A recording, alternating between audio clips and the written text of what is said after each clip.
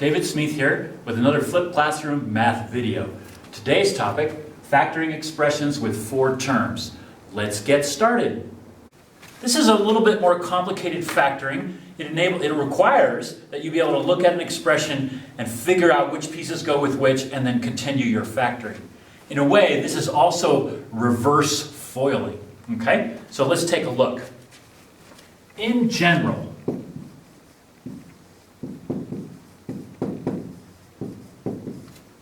if you have an expression like this, AB plus AC plus BD plus CD, and you're asked to factor this, don't freak out. It actually is very factorable. You just have to do it kind of in a groupy way.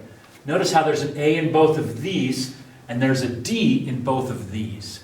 So we can factor each pair separately, and then one more step, we'll finish. So this becomes A times B plus C plus, now this one has a D in both, that's a D. So we'd go D times B plus C. Now if you've done this step correctly, and this is factorable, by the way, not all of them are, then the part in the parentheses should be the same. B plus C and B plus C. So then the last step is pretty straightforward. It just becomes A plus D, that's A plus D here, times B plus C. Okay? Now, if you've done one of these problems and you want to check your work, just FOIL this expression and you should wind up right back where you started. Okay? So let's do an example. Also, before the example, let me remind you that sometimes you have to reorganize these four terms to group them so that the common factors are obvious. Okay, let's take a look. Let's try, I'm going to go over here, 3AB plus D plus 3AD plus B. Okay, so this one is one of those ones where you need to rearrange it. There's no common factors in here, and there's no common factors in here. But fortunately, we can move the B over to be with this one, and the D over to be with that one. So what I would write now is 3AB plus B plus 3AD plus D. And so now we're kind of in this place where they're grouped in the right way, and we can pull out common factors. So I have a B in both of these, so I could go B times 3A plus what? What goes there? Well, we have a 1. We can do that, okay? So if I do distributive property on this, I'll get back up to 3AB plus B, because B times 1 gives us B. Now we're going to see this same thing over with this set of terms. Plus, I have a D that's a common factor, D times 3A plus 1. Okay? Now, we know we're on the right path because this binomial is the same as this binomial. So now we can take this last step here and go B plus D times 3A plus 1.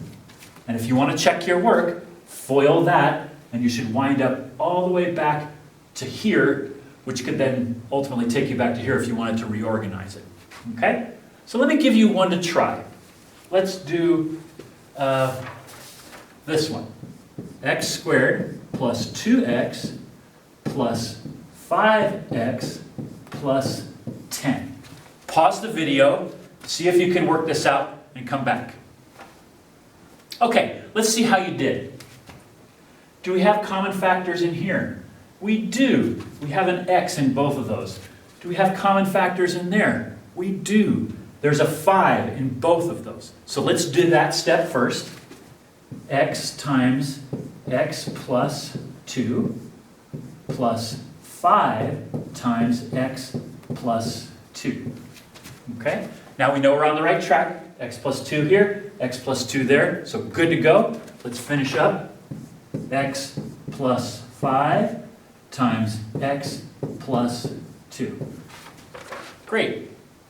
Okay, let's give you one more to try. X squared plus 3x minus 4x minus 12. So this one might get a little more tricky because I got a bunch of minuses going on. But let's take it one step at a time and see where we go. What's the common factor in these two terms?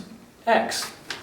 So I do x times x plus 3. So far, so good.